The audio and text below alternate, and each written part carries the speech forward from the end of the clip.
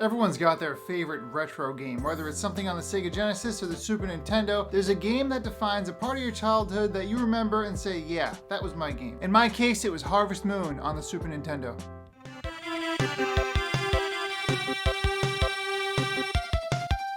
So in a world of super fighting robots and Mario games and all these other options, I chose the farming game as the one to really cling to. So I thought today's video would be a good time for us to talk about why I think Harvest Moon has lasting appeal, and I also want to talk about why Harvest Moon left such a lasting impact on myself as a gamer, and why I think it really opened me up to what video games can do outside of just having you kill bosses and fight enemies. The game starts off with you inheriting your grandfather's farm, where he leaves it to you so that you may then bring it back up to its former glory. Players will till the soil, plant seeds, hang out with their dog, get eggs from their chickens, they're gonna water the soil, they're gonna do all of these things that sound like extremely mundane tasks. There's something very cool about changing the world. At the time, Minecraft wasn't even a hint of a thought. There weren't a lot of games that encouraged you to create and change the game world, more so you would just travel through it. But in Harvest Moon, you're chopping logs, you're tilling the soil, you're changing the way things look, you're actually changing the landscape to meet your needs. And this one twist made it feel like my farm. This was my area of growth, and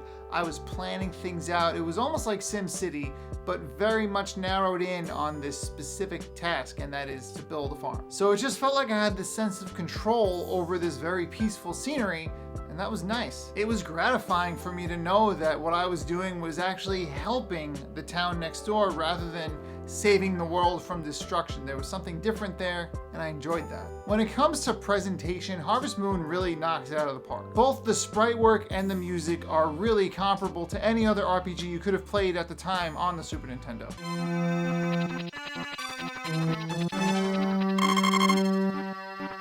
This is to the game's credit. I mean, it made it seem like it was another RPG, and it is another RPG, but instead of fighting monsters and leveling up your character, you're tending to your crops, leveling up your cows, and farming. These days, Harvest Moon is almost a family name when it comes to Japanese RPGs. It's very widely known. There are multiple entries, there are multiple spin-offs. The series is actually referred to as Story of Seasons. While there are Harvest Moon games, my point is, it took off. It was something that people clung to and didn't really quite understand why. They just knew it was fun and gratifying to play. I think a lot of it had to do with how different the game was compared to other games. It was a breath of fresh air, almost literally, since you're on a farm. It was just something new to think about. Rather than fighting enemies, you were breathing life into dead land, and you were giving this town something to cling to. And in your case, it's this giant farm that was right next door. And that actually brings us to why I think Harvest Moon resonated with me specifically at the time. Not only is the game unique for all the reasons I've already pointed out, but I was a kid from Brooklyn, New York. Farming and farms were not exactly in my day-to-day life. So apart from any random trips to farms with my family, Harvest Moon was my only real experience with farming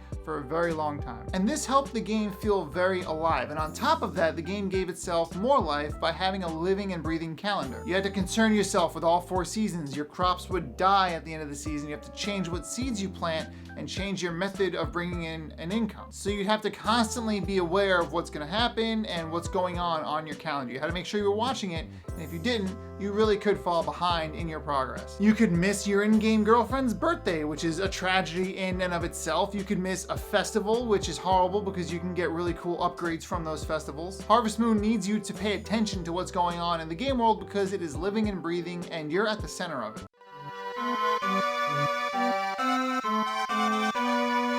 A while ago, I was at Long Island RetroCon, which is something that happens here in New York, and I got this Japanese copy of Harvest Moon for the Super Famicom, which is a slightly different cartridge, but it is the Japanese Super Nintendo. Part of the reason that I needed this cartridge was just because I never actually owned the Super Nintendo version of Harvest Moon because I never owned a Super Nintendo. I was a Sega kid, you got me red-handed, but that didn't stop me from playing Super Nintendo games every chance I could. My favorite games were Super Nintendo, like Mega Man X and Harvest Moon, and I never even owned the console. That just goes to show you the impact that console had over the Sega Genesis.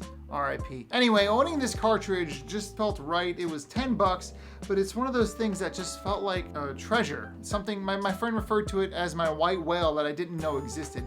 Because honestly, I wasn't expecting to find this copy of Harvest Moon out in the open for so cheap, and it was like gold to me. I was like, I need that. $10? Oh yeah, I'll put away my 50 now. Harvest Moon was definitely a quirky game when you sit it next to other games like Super Mario RPG and Chrono Trigger. Those games don't really ask you to get married and run a farm, and I think that's what made Harvest Moon stand out. Harvest Moon is also one of those games that keeps getting shunned by every iteration of Nintendo's Virtual Console. It never showed up on the 3DS Virtual Console, and it is not showing up on Nintendo Online for Super Nintendo, although they don't put any games people want on that service, but that's a different video. We're not talking about that today. Anyway, I want to know what games you can think of that you felt were like really important to your childhood. A game that made you realize that you loved video games, and a game that also threw you off. Something specific to you, a game that you loved and you felt like nobody else did. Because that was totally Harvest Moon for me. I felt like I loved this game, and when I told my friends about it, they were like, "You're playing a farming game? All right." What? And that actually made me love it more. Thank you so much for watching and letting me talk your ear off about Harvest Moon. I love this game, and I'll probably take some more chances to speak about it in the future. But until then, I'll see you in the next video.